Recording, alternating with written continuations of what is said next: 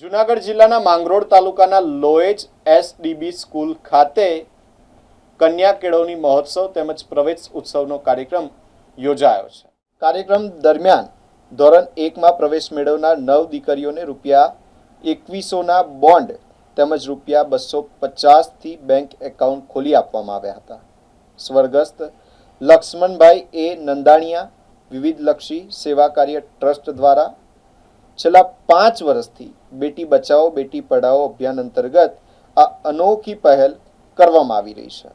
Trust દ્વારા અત્યાર સુધીમાં 78 દીકરીઓને બોન્ડનું વિતરણ કરવામાં આવ્યું છે। કાર્યક્રમમાં મહિલા અને બાળ વિકાસ ઉપસચિવ નિર્મિષાબેન પુરોહિત, લોએજ એજ્યુકેશન સોસાયટીના પ્રમુખ જેઠાભાઈ નંદાણીયા, તાલુકા પંચાયત કારોબારી ચેરમેન રવિભાઈ નંદાણીયા સહિત આગેવાનો, શિક્ષકો, વાલીઓ અને વિદ્યાર્થીઓ મોટી સંખ્યામાં ઉપસ્થિત રહ્યા હતા।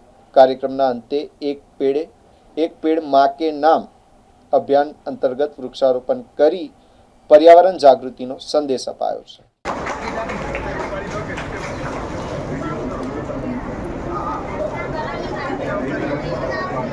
વિદ્યાર્થીઓને અત્યારે એક સાથે રણમાં ઉભા રાખીને આપણે પ્રવેશ કરાવી રહ્યા છે।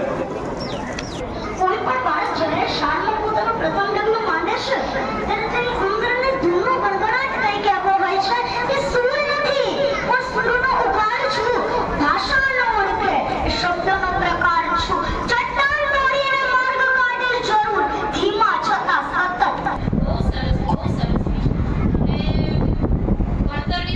ત્યારબાદ ગોવાભાઈ જાડેજા, પૂર્વ કારોબારી ચેરમેન તાલુકા પંચાયત માંગરોળ, એમનું પણ સ્વાગત પ્રહલાદ હેમાંગીબેન કરશે। આજના સમય સાથે શાળા, શિક્ષકો, વાલીઓ દરેકની નજર સામેનું માત્ર એક જ લક્ષ્ય છે કે બાળકનો સર્વાંગી અને સંપૂર્ણ વિકાસ ક્ષણે ક્ષણે થતો રહે।